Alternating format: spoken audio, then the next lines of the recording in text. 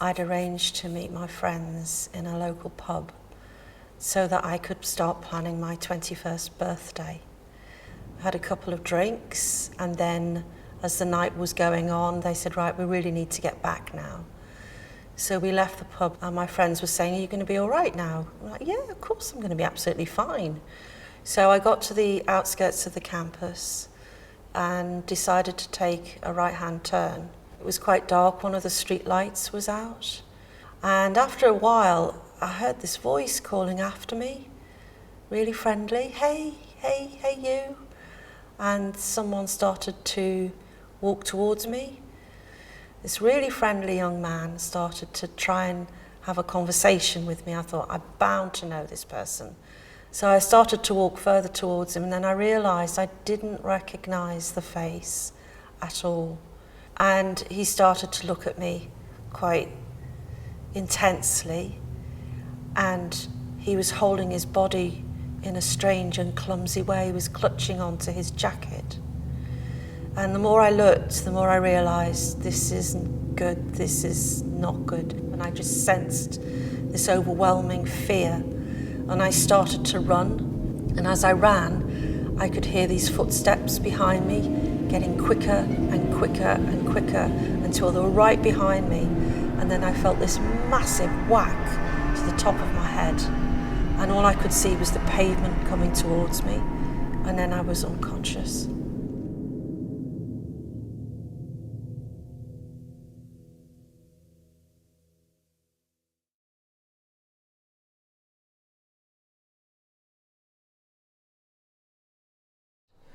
All I could remember was running for my life. I had a fractured skull, a huge dent in the top of my head, loads of cuts on my skull, on my scalp, a large cut on my left eye. My cheekbones were fractured on both sides. My jaw was completely cracked open. I had 2 puncture wounds to the base of my skull at the top of my spine that missed my spinal cord by millimetres, I was told. It transpires that I'd been attacked with a ball-peen hammer, one with a rounded edge to it, and the 2 puncture wounds were made with sharpened screwdrivers.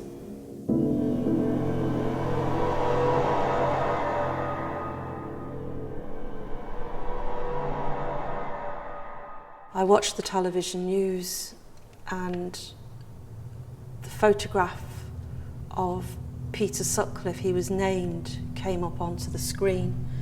And I immediately recognised the face and the eyes in particular. And I just fell to my knees. I just couldn't believe that I'd been a victim of the Yorkshire Ripper.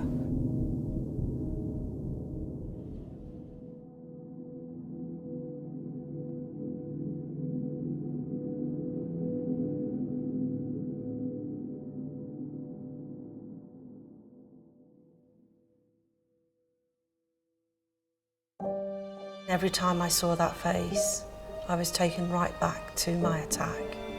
I would go into a downward spiral of fear and depression. And it was really hard because you walk into work and that face is on the newspaper stand, you're in a garage, the face is there. You know, even this year, his face is there.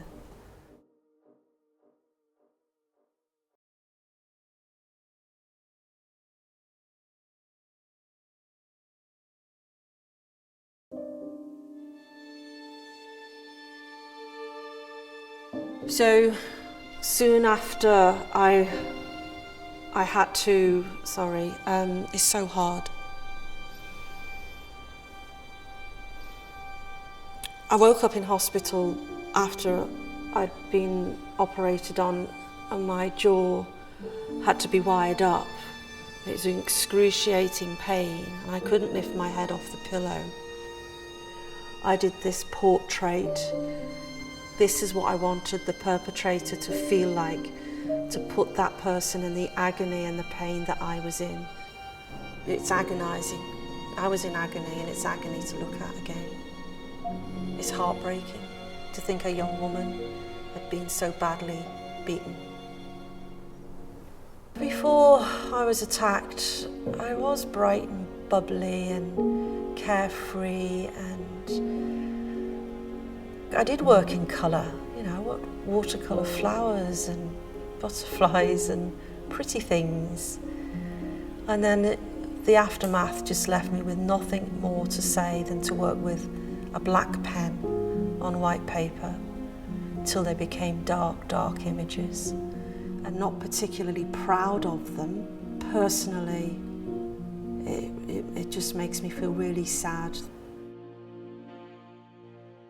This picture was made when I got home to my flat and I started to draw, and everyone was saying, "Yeah, you're out of hospital, you're going to get better, you know, your wounds are healing."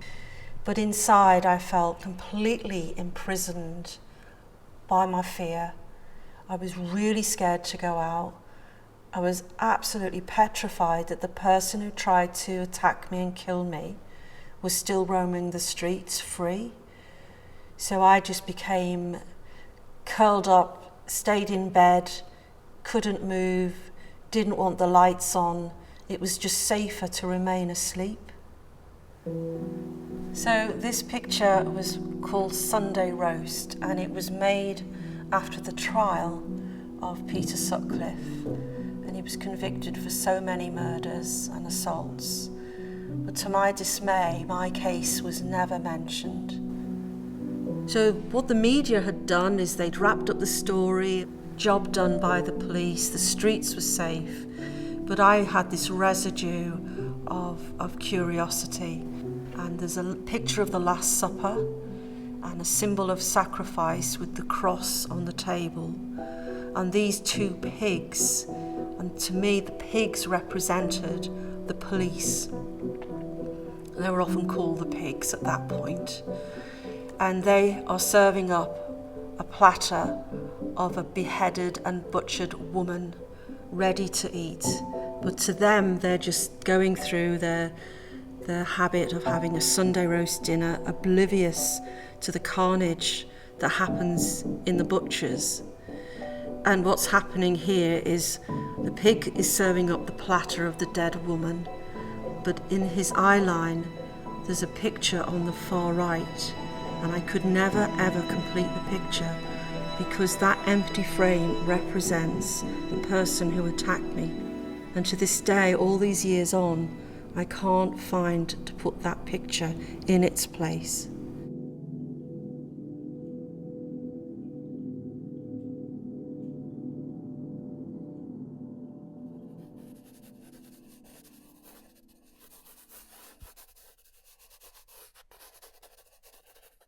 When you draw something, you distance yourself from it.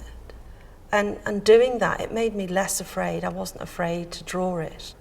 I couldn't have done this 2 years ago. I couldn't have done this then. It would have been the most, I wouldn't have even thought of it. It just would have been too frightening. It was loaded with fear, that face.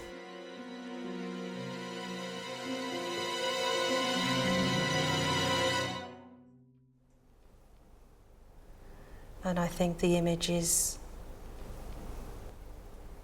powerful, but it's also benign.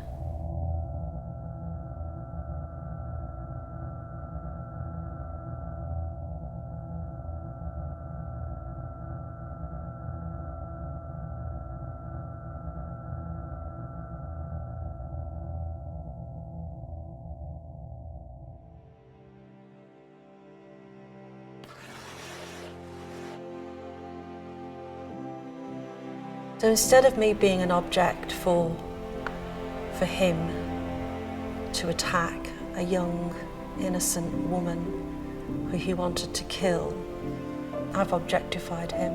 I've turned the table. So he's become the object, not me anymore.